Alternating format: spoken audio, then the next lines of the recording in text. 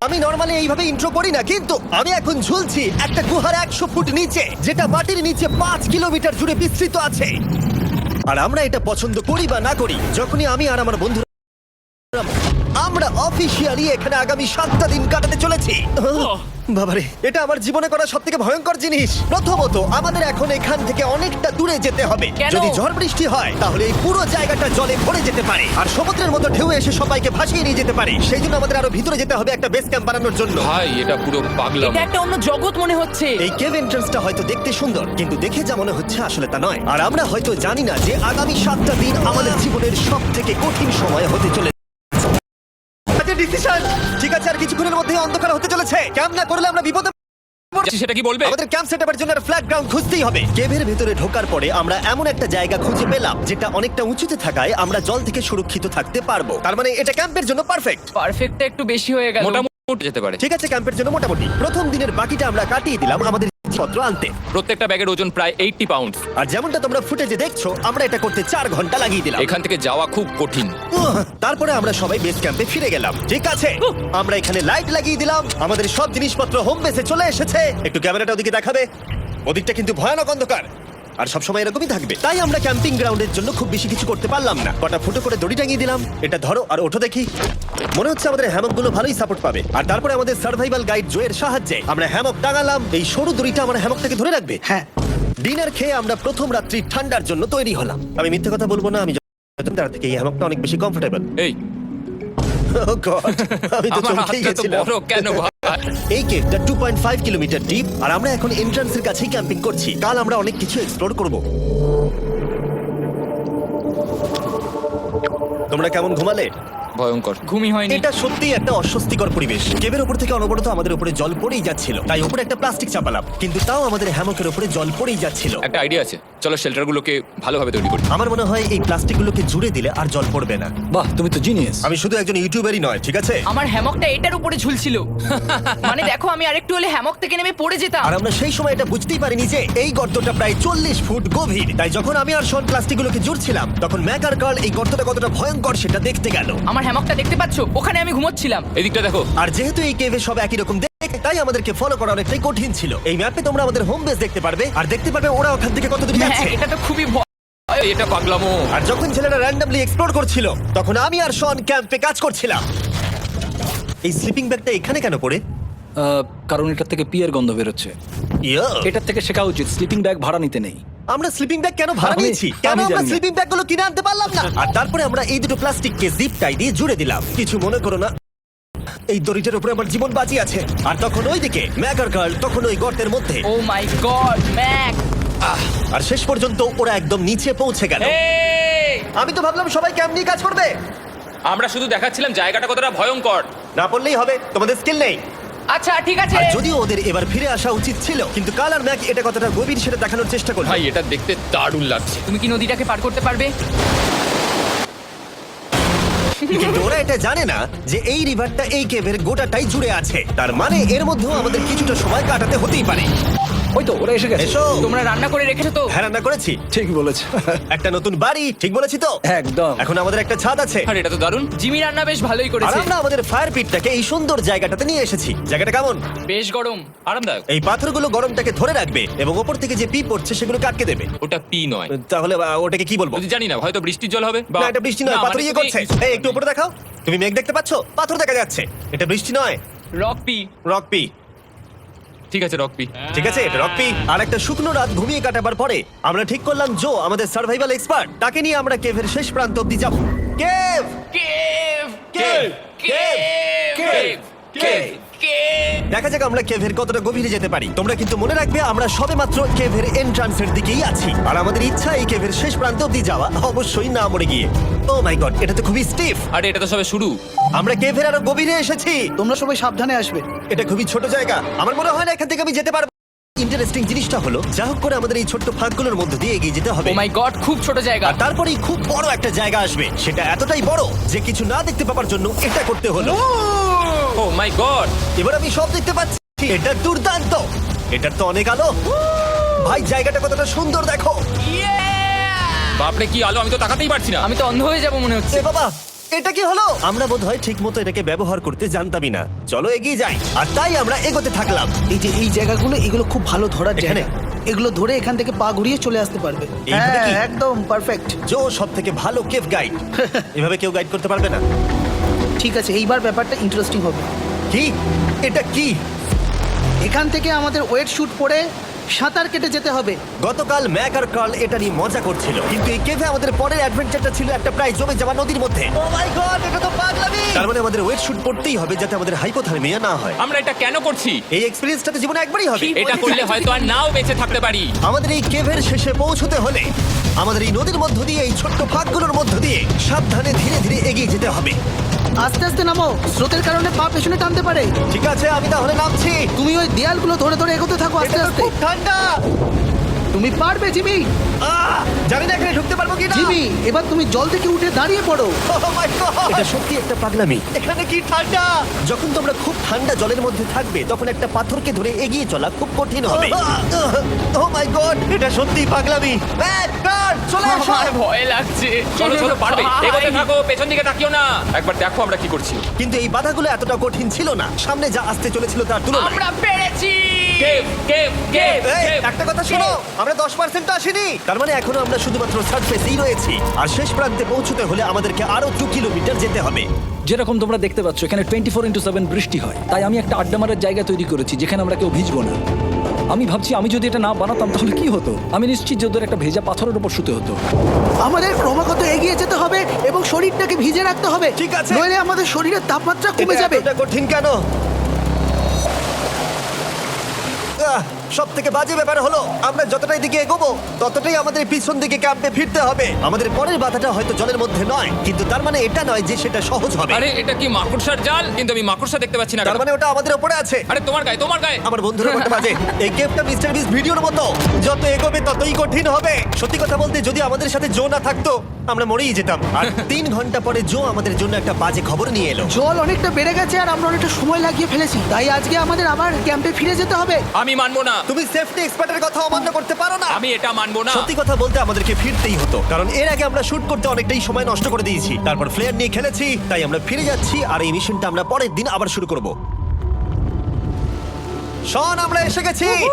আরে তুমি এখানে কি করছিলে? এখন তোমরা কেউ ভিজবে না। আমি তো জানতামই না এই লাইটগুলো আমরা এনেছি। এগুলো দারুণ লাগছে তাই না? দুঃখের বিষয় আজকে আমরা মাত্র 20% এগোতে পেরেছি, কিন্তু বিশ্বাস করো আমরা শেষ পর্যন্ত অবশ্যই যাব আগামী কয়েকদিনের মধ্যেই। আমার মনে হয় না। কোনোদিনই হবে না। আমি তো বললাম। আমরা ডে 4টা রেস্ট নেব আর ডে 5 এ চেষ্টা করব এই কেভের শেষ অবধি যাবার। দেখা যাক কি হয়।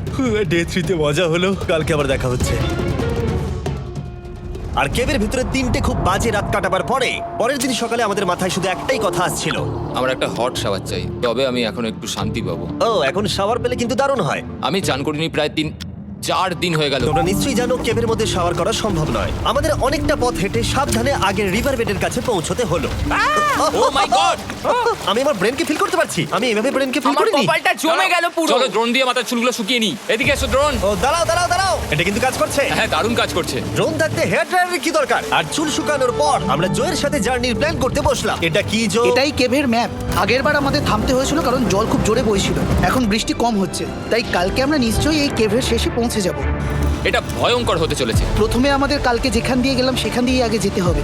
জলের মধ্যে ঝাঁপ দিতে হবে এবং পাথর দেখে হাঁটতে হবে। এগুলো সবকটা আমরা যদি পার করতে পারি তাহলে আমরা গ্লো ওয়ার্ম চেম্বারে পৌঁছে যাব। কেমন দেখতে তুমি সেটা বলো না, আমি তোমাদেরকে সারপ্রাইজ দিতে চাই। আমার মনে হয় আমরা পারবো।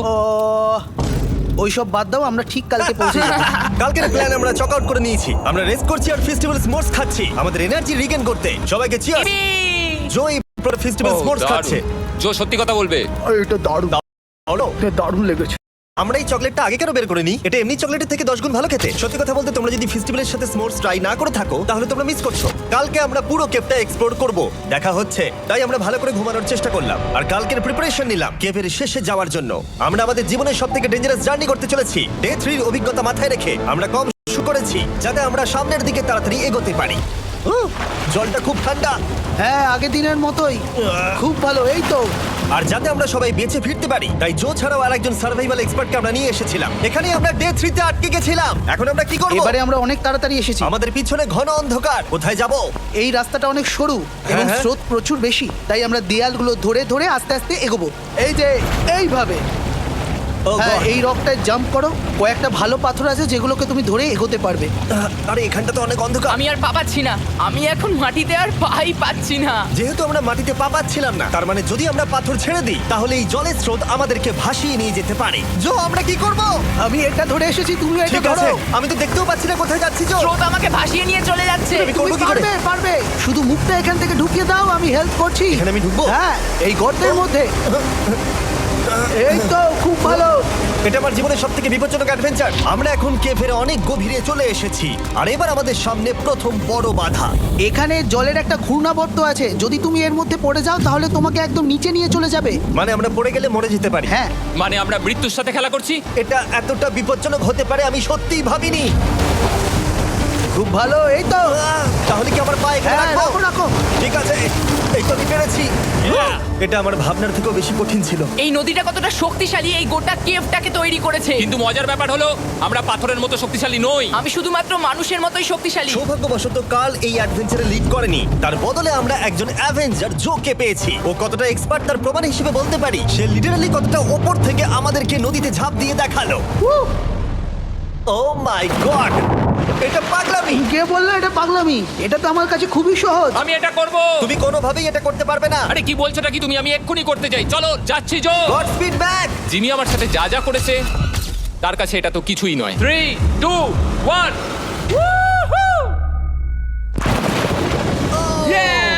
তুমি করবে? না, আমরা না এগুলো শেষ পর্যন্ত যেতে পারবো না।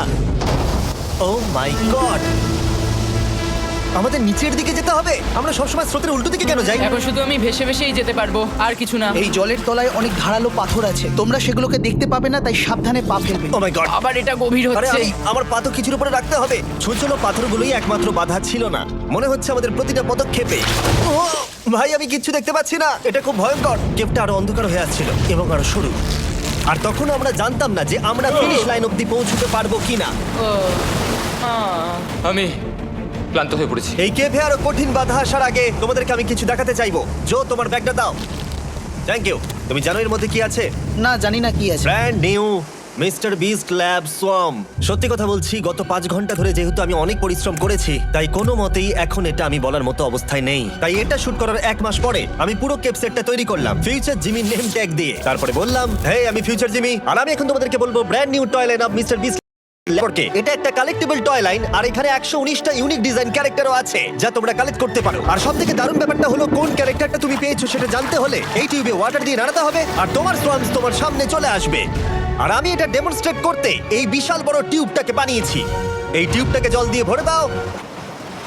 তোমাদের এত জলের দরকার নেই, এটা অনেক বড় বলে এত লাগছে। ঠিক আছে, এটা এখন জলে ভর্তি হয়ে গেছে। এবার এটাকে একটু নাড়াতে হবে।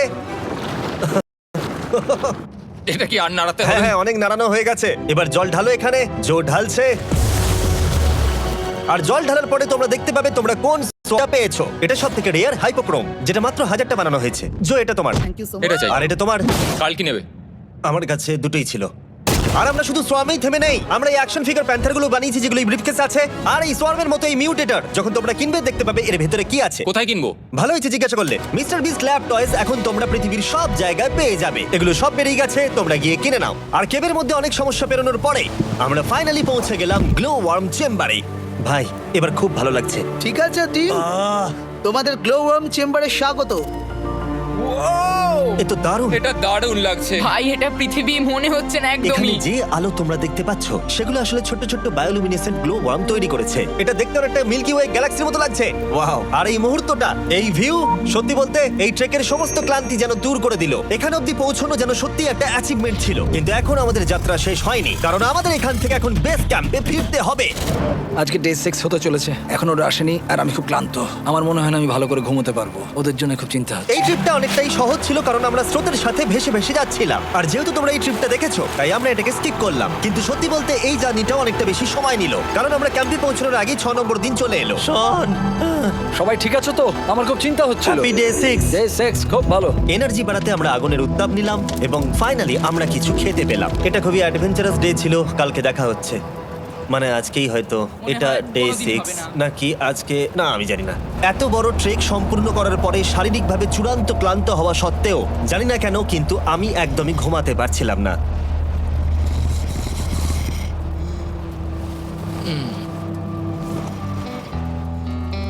আমি 7 দিন সলিটারি কনফাইনমেন্টে কাটিয়েছি, কবরে কাটিয়েছি, 7 দিন রাফটে থেকেছি, কিন্তু সত্যি কথা বলতে এটা সবার থেকে বেশি কঠিন ছিল, কারণ সব সময় ভিজে, ঠান্ডা, প্রত্যেক মুহূর্তে এই পাথরগুলো শরীরে ব্যথা দিচ্ছে। বেশিরভাগ সময়টাই এই কেভটা দুঃস্বপ্নের মতো ছিল, কিন্তু তোমার আর আমার মধ্যে জিমি ইয়ো, গার্ড, আমাকে দেখতে পাচ্ছো? এটা পৃথিবীর সবথেকে উজ্জ্বল টর্চ। মজার মুহূর্ত অনেক ছিল। মাটির নিচে 300 ফুট গভীরে অভিযান চালানো থেকে আমাদের সবাই মিলে হ্যামক নিয়ে হাসাহাসি করা সবকিছুই অভিযানের অংশ ছিল। যেহেতু আমাদের সঙ্গ দারুণ, চলো তিমির মতো আওয়াজ করো। তাই এই ভিজে ঠান্ডা পাথুরে অদ্ভুত কেভের ট্রিপটা বদলে গেল আমাদের জীবনের সব থেকে সুন্দর মুহূর্তে।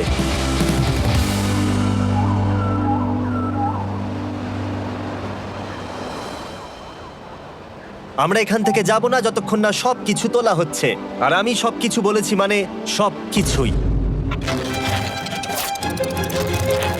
চলো এবার বেরোনো যাক। আর যখন আমরা মাউথ কেভে আবার ফিরে এলাম, ভাই ওপরটা দেখতে দারুণ লাগছে, তখন জয়ের জন্য একটা সারপ্রাইজ ছিল। বেরোনোর আগে জো, আমরা তোমার কাছে কৃতজ্ঞ, তাই এই নাও 50 নিউজিল্যান্ড ডলার্স, 10,000 করে প্রত্যেক জনের প্রাণ বাঁচানোর জন্য। Oh my god, thank you so much Jimmy. Thank you Joe. Love you Joel. এবার আমাদের সব কাজ হয়ে গেছে, চলো বেরোনো যাক।